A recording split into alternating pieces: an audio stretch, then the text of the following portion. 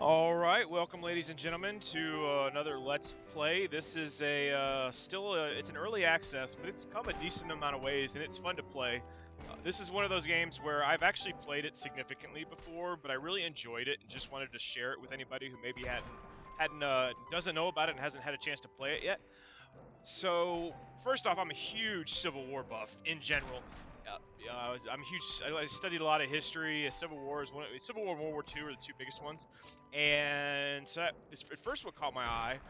And I liked train simulators, but a lot of the ones that have been done recently haven't been very well done. So the combination of the train and the Civil War is kind of what caught me with this.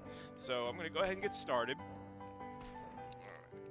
Okay, well, we're still going to do an Iron Man playthrough, though. So here we go.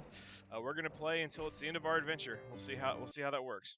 All right, the sound's a little loud. Let me see if I can. I learned that lesson the hard way during one of my videos I did earlier tonight. So let's figure out how to fix that problem real quick. Settings, audio. There we go. So hopefully that's a little better. So the tutorial is real quick. You start off, I'm going to try and explain it quickly. All right, so you're Jerome Cruz. Your father owned part of a railroad company. And, well, I'm going to just go through the text. You can read how much you want to read. So, I'm sorry your father's death. It was very unexpected. How did he die? Don't know. It was a train accident. Killed on the train. What did he leave me? So he left us the train, 11% share of his company, and $43,500 in cash. I see. This wonderful train. Well, let's talk business. All right, you can read that. Your shares and cash are waiting for you in Portland. So essentially, it's a game about, hey, we want our family money. All right. Obviously, we have a train, so that's how we're going to get to Portland. Departing immediately. So here we go. All right, so if it's your first time playing, you actually go through a little playthrough tutorial, but I've already played. I've disabled the tutorial. So what you've got is you start off with a passenger trolley, a cargo trolley, and another passenger trolley. I personally prefer to keep the cargo trolley in the back. Wait, he's changed something, actually. All right, there's been an update since I played. So it looks like we've got room for two people, or two... All right, so I apologize. I'm having to reorient. I played this a while ago, and I'm having to reorient it. So it used to be every cargo thing, no matter how big it was, could fit one hero unit. I'm looking at this now. I'm not recognizing this, and I'm going to come to the assumption that he's changed it so you have to have special train... what are they called? Train cargo things, whatever. I'll figure that out later. For your hero units. So we start off with Walter, and he's up here. And if we look at him real quick, here's his weapon, here's his stats, and this is what he's starting with. And here's what each of the stats do if you're interested. All right, and you can level up stuff, and even though he starts off as a shooter, and different characters are going to start off with different skills, you can get more simply by doing certain things. So if you start driving, if I assign him as the driver, he's going to get some skills in driving. So, all right. So you come to these different trains. So we're starting off in Portland. It's a train station. If we want to head over here, this is where you can purchase stuff. You can rearrange your train. Didn't mean to do that. You can leave, and if you can leave these things here, they'll stay here. So you can, as you go to different cities, you can really mix and match your train cargo, which I find really interesting and a lot of fun. As you can see, so for 280, how much money do we start with? I forget. Where is it? Oh, no, that's the economy. All right. Like I said, I'm not going to try. I'm just going to kind of play through this casually and see what happens. I'm not going to attempt to be super efficient. I think I remember, though, they used to have your money pretty easy to look at. Maybe we haven't gotten any yet. I think we have to talk to somebody before we get to our first little bit. Okay, I remember what the colors do too. So these ones in these orange guys, they're the ones you can hire. And one of the things I like about this game too is these are not randomly generated, which I prefer. It's going to make future playthroughs for you a little bit easier, most likely, but these are each unique characters in the game that want to go certain places, want to do certain things, have certain quests, and the ones in orange you can hire. You can only hire, so right here I have my hero who you can't get rid of. That's essentially you. And then you can, right now I can hire up to 2 guys, which fits in this car, which is a new thing for me, as I said. That's something that the developer has obviously changed recently. And it looks like for $280 you can get one that's going to carry 1 guy, but I'm not going to worry about that right now. Looks like a medical train, small hospital carriage. I don't remember that either from last time. And as you can see, the train you start off with, it's not a very powerful train or a very fast train. So of course, one of the big pieces to being successful in this game is upgrading your train, your engine, and all of that. This guy doesn't do anything. Frank, gray means you can't do anything with them now, I believe, if I remember right. They will be future quest people, if I think. Maybe later, so I have no money yet. Who was it I needed to meet? All right, Moses wants to go to Boston. Okay, we'll get him on board. All right, come on, go to Boston. And he gave us some money for going to Boston. He wants to go to New York. All right, go ahead. So the passengers can only go in passenger trains, and cargo can only go in the cargo trains. And it's interesting because you can make some good money off the passengers, so the real money is obviously usually in the cargo. But whereas cargo can be sold anywhere, and you can kind of be flexible on where you're going, passengers need to go to a specific city, and they're not going to stay on your train forever. These are what's for sale as just the general. What is it? That's for sale at this particular location in Portland. Obviously, if they're selling it, you're not going to want to sell like say right here, you have steel, and if they're selling it here, you're not going to be able to sell your steel here for very much money because it's a very it's a demand and supply system. One of the things I like too is each of these items has different weight, so you're not only looking at essentially what you can buy it for here and what you can sell it for there. So each of these steels, for example, is going to take up a block. Each of the oil is going to take up the exact same amount of space. So where it gets interesting is you've only got so much physical space on your train. So you want to kind of figure out which ones are going to give you the highest profit margin, but at the same time they weigh different. So steel typically has some pretty decent profit margin, but it's really heavy. And carrying a whole bunch of steel with this weak little train really slows it down. So for those of you who, you can play casually and still be successful, but for those of you who do like to kind of analyze the stuff and really kind of figure out the best, most efficient way to do it, there's definitely the ability to do that because there's a lot of things you have to factor in. The quickest way to make money early on, though, of course, is take on quests. So the best part about this is we don't have to buy the tobacco.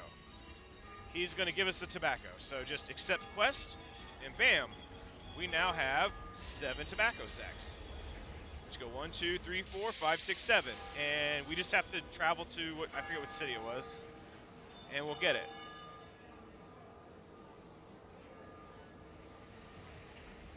All right, don't have room for him. Oh, okay, all right, this is who I was looking for. So the whole reason we came to the town to meet this guy. So he's Walter Reed. I'm here to talk about my father's will. Nice to meet you. I'm all ears. All right, so our father had a 55% share in this National Pacific Railroad Company, and I don't know if you're aware, but even in the real world, it was 1/2. All right, short history lesson. Bear with me for a second. I don't remember the company names, but essentially the federal government made the decision that they wanted a railroad connecting California in the west to basically, I forget the city. I want to say New York, but don't quote me on that, but some major city on the East Coast. Well, okay, so you had the little, anyways. So the East Coast had a lot of railroads kind of connecting all the cities in a short way, but nothing connecting east to west. And 2 very large companies essentially were given grants and won the rights to, one was going to build from east to west and the other from west to east, and the idea was they were going to meet in the middle. And if you're interested in that, it's actually a very fascinating piece of American history. And that, you know, was kind of the starting point of America being the superpower it is today. Was really founded on the growth of the railroad industry, and that was a major hallmark for the industry because it gave, you know, America's a huge country, and the railroad essentially gave the ability to transport resources throughout the country, anywhere in the country, which for its day was revolutionary. But enough of a history lesson. Sorry about that. So did he give us money? He should have. Or was I not paying attention? I'm all ears. Hopefully I didn't. Yeah, somewhere of this. Go on. All right. So what's going on here is the father wanted to have a short and cheap railroad, but his partner wanted a longer railroad because one, it would go through Indian territories, but the government paid by the rail line, so they didn't pay a flat fee. They paid for essentially distance. So even in the real world, there was motivation to increase the actual distance of the railroad because it would mean more money for the people who own the railroad. So that will be nice. Sounds terrible. Glad it's not my problem. Of course, it's going to become our problem, as you've probably already figured. All right, you can read that real quick if you want. I'm not gonna say pause. If you want to pause it, you know, read it. What can I do to change the plans? So he's telling him you can get the money in a decade. And he's like, no, I want my money now. So you can actually say, forget all this. I'm leaving the country immediately. And guess what? It's game over, which I kind of enjoy games that do that. And, you know, they don't force you to play. You can make that decision. I want my money. Okay. You get a little bit of money and the game's over. So I want to get paid faster. Okay, and then if you want to read this, just kind of, I'll leave it here for just a second, and you can pause it if you want. All right, unless he's updated it. Give me one, okay. Oh, interesting. Okay, so the last time I played this, so as you can see too, I've already seen where the developers already made a lot of improvements since I originally played this, because he didn't do anything before. It looks like we can use him to get information on prices for stuff. Show 15 best results.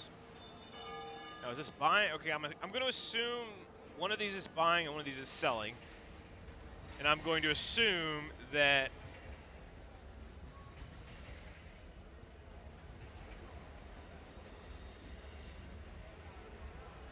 this is selling. So as you can see, you know, there's no point in buying the cotton or bringing cotton to a place that has cotton because you're going to sell it for 5, they're buying it for 10. You know, it's just simple supply and demand, basically. And we know where that is. And I'm going to get started here in just a second. I just want to orient any new players to what's going on. City Hall, that's where we got the quest. So how much? All right, there we go. There's the money. That's what I was looking for earlier. So we have 2,590. So we've got some other quests we can pick up, but unfortunately. Wait, oh yeah, there we go.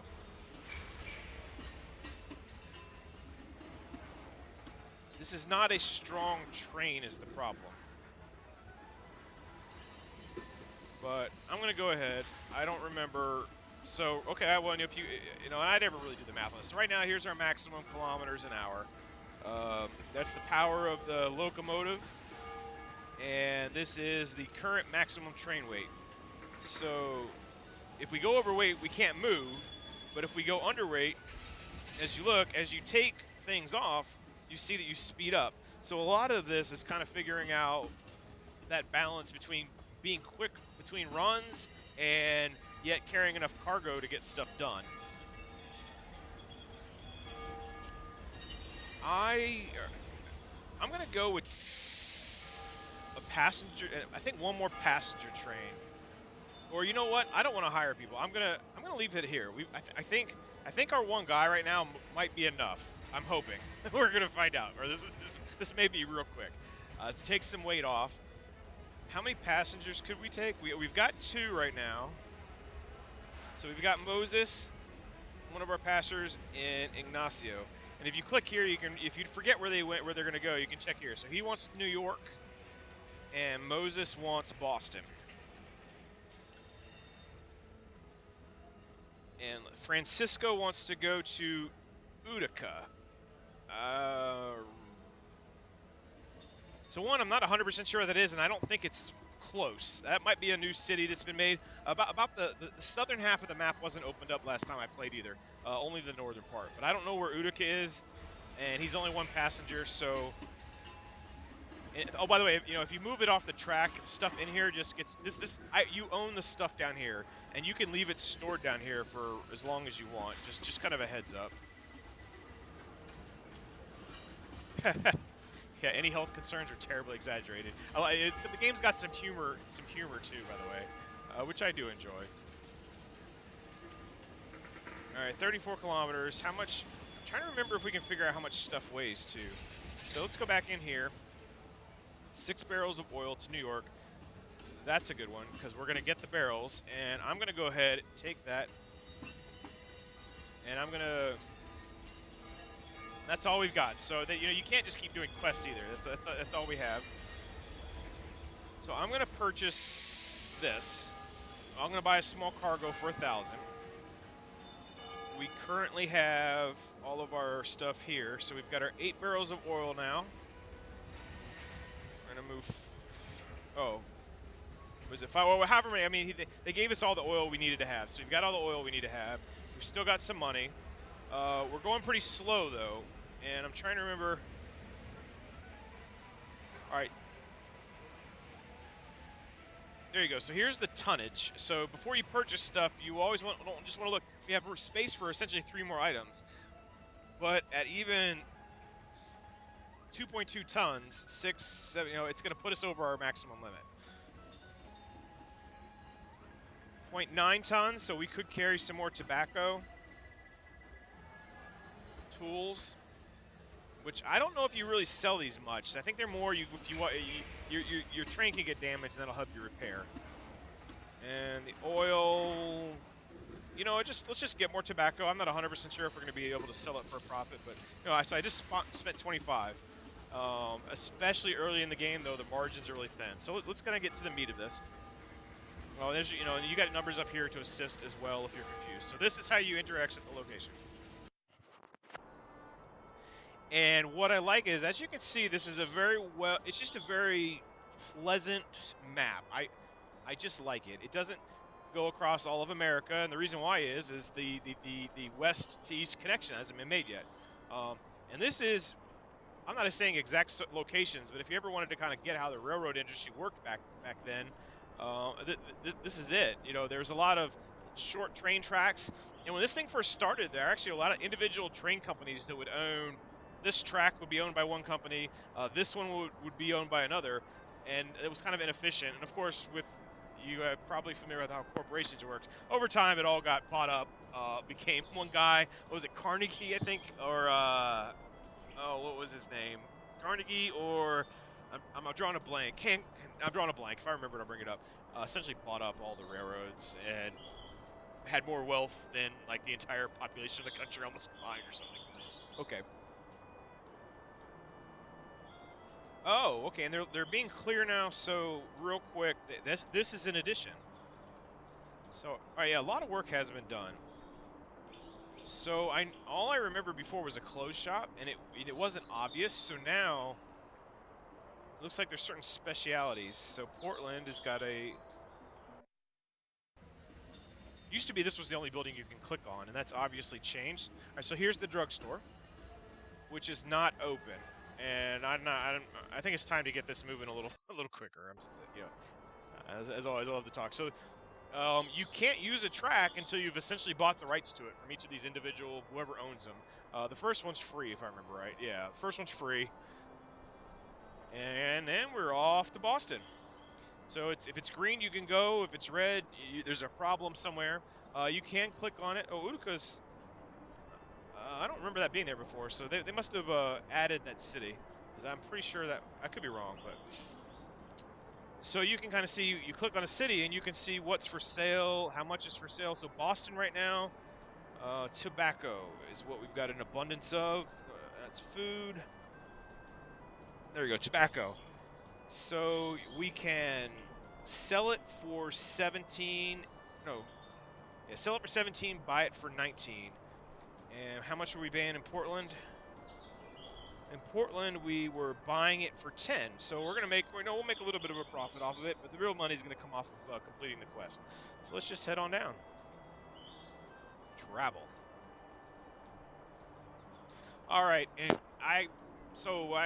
off the train track, you'll see different little kind of events that do different things. So greetings from Cornwallis, Walter. Your journey ends here. So these are bandits, and you're gonna see kind of how the gunplay works. All right, this could end really quick though, because all I've got is Walter. The tutorial will teach you how to drive the train. I'm not going to really get into that now, but you got your controls. You can speed it up, slow it down. You got to pay attention up here because it'll tell you what's coming up, and if you're going too fast, it can cause some pretty significant problems.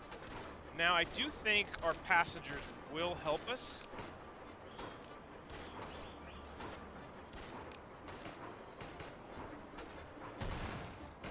All right, so they got the barricade up. And different characters have different kind of specialities. So his is increase your shooting power range for a little bit critical. So you hit that and you get some increase in firepower. And when it's like that, he's reloading. So what I should have done was I should have waited for him to finish reloading first. All right, so you can see the water. They've caught water. All right, this isn't starting off very well.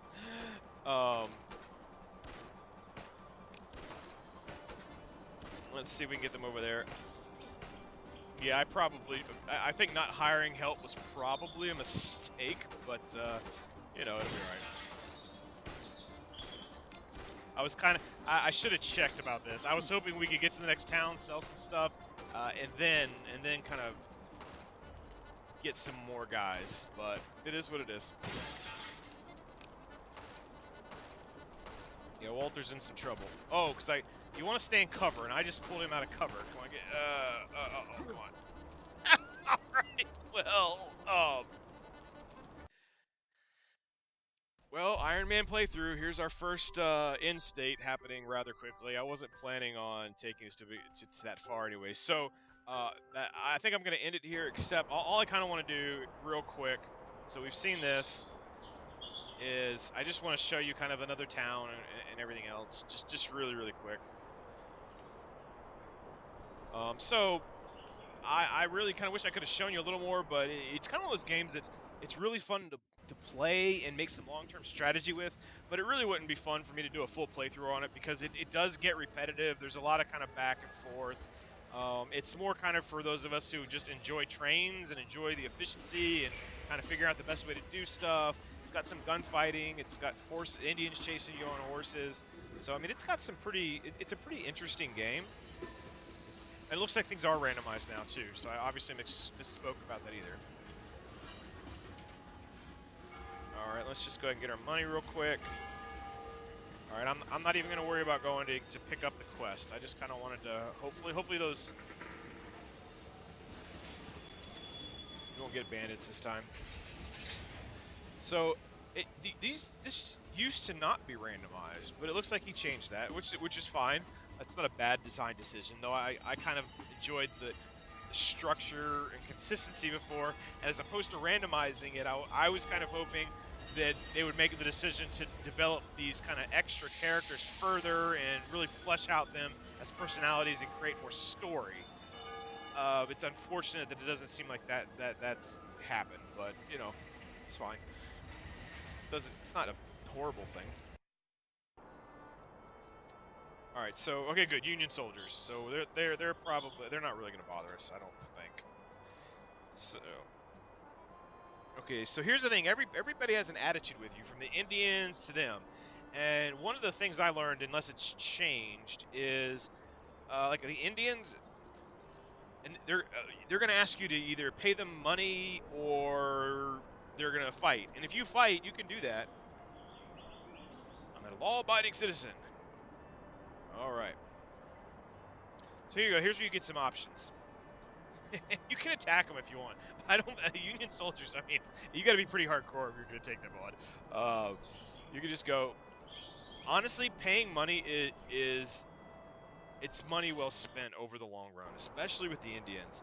especially in the late game when you're kind of going back and forth a lot, and you just get sick, to be perfectly honest, of having to fight people all the time. So I usually just paid people off, and eventually, after paying them off every time, you would like I never did it with the bandits, so I just had to deal with the bandits. But I paid off.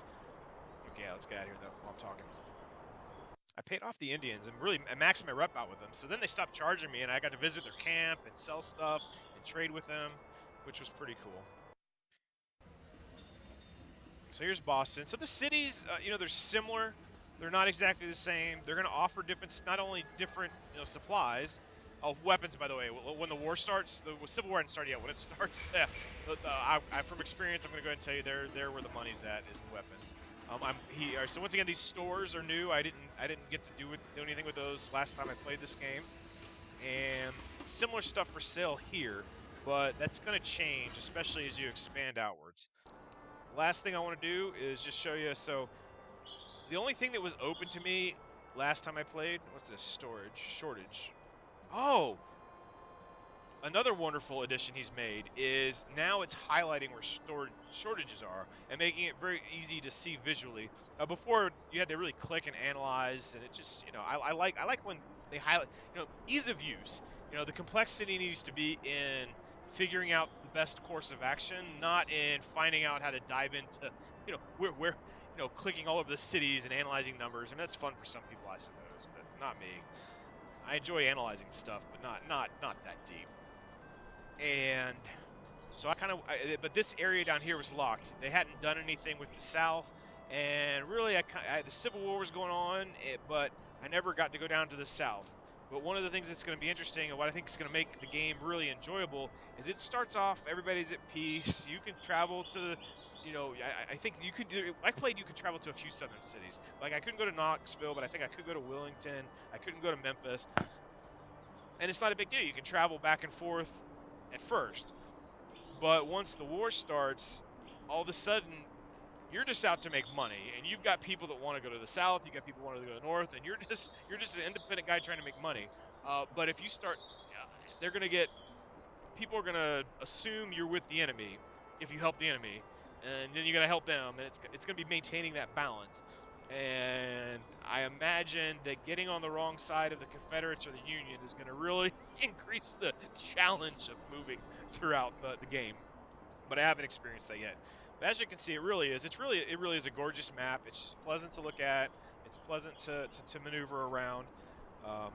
For what the price point is, I was happy with my gaming experience just with the early alpha I played almost a year ago. Well, I don't remember the exact date, but it was a while ago. And they're obviously still working on it. They're improving it.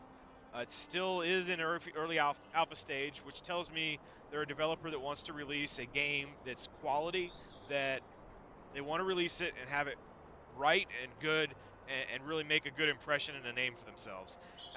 Because a shady developer, and they are not, in my opinion, from what I've experienced, would probably take the game where it likely is now or even where it was, thrown a bow on it and tried to sell it. So I'm very happy that I had supported this game.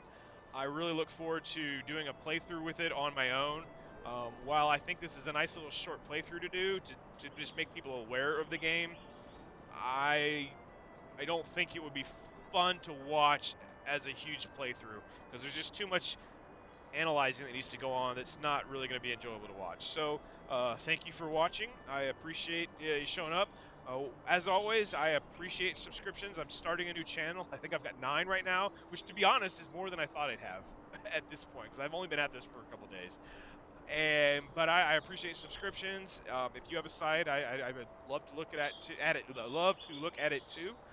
And thanks for watching. Salute and best of luck to you. Thank you.